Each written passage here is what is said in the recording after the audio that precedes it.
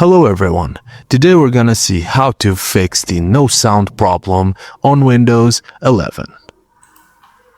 The first fix is to restart your system. Just press and hold the power button for 5 to 10 seconds to shut down your PC.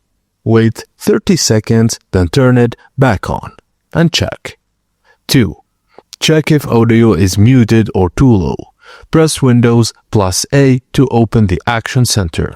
If there's an X on the speaker icon, click on it to continue or unmute. Now drag the volume slider to raise the volume.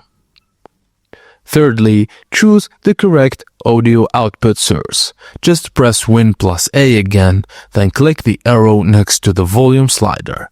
Select the correct output device like speakers or headphones.